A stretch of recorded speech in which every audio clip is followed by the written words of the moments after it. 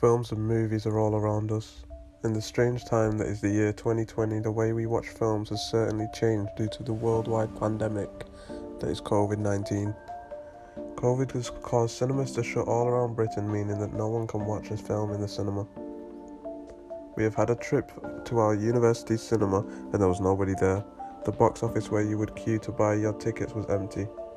The shop where you could buy snacks was abandoned. We sent out a survey asking people about their viewing habits. Here are the results. As you can see, Netflix is the most used streaming service.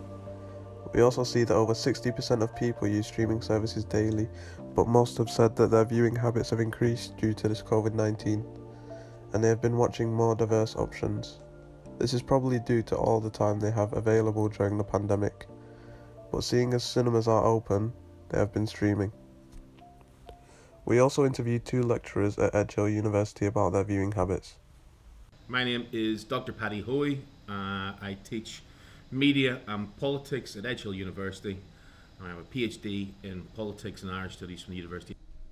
Hi, I'm Elke Wiseman. I'm a reader in film and television. I have a PhD in television studies, and that's precisely what I love and what I teach a lot of. I have 3 favourite films. If you had to push me, I'd probably say... No, I've got 4. If you had to push me, I'd have to say that if I had to take one film away from Under a Desert Island, it would be the Michael Curtiz film Casablanca, which was filmed in 1942. But I also love Trainspotting, I also love Lion, and I also love Spike Lee's Do the Right Thing. Ooh, my favourite film of all time is probably Dirty Dancing. How long has Dirty Dancing been your favourite film? Since I was 13. I'd hate to see how much television and film I watch a week, but I would say I'll probably see 1 or 2 films a week, and outside of lockdown, I'll be at the cinema at least once a week. Relatively rarely, I have to say. I watch far more television, so I watch television at least 2 hours every day, and that's all I have time for, really. Have your viewing habits changed during lockdown? Massively. I've watched an awful lot more episodic television. Oh, sorry, another thing is I'll never ever watch Game of Thrones. Never ever.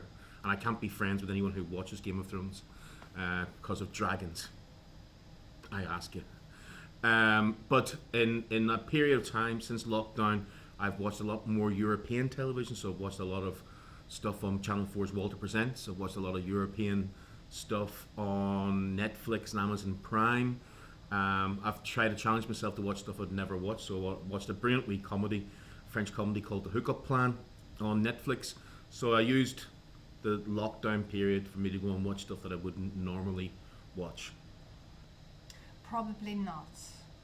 Largely as a result of my personal circumstances. So my circumstances are I have a family with 2 relatively small children, and we have very little time because I also work full-time. My partner works full-time. So as a result of that, I am not able to spend much time in front of the television as much as I would. I really notice, for example, every now and then, oh my God, do you remember those times when you were able to get up and watch Saturday Kitchen and things like that?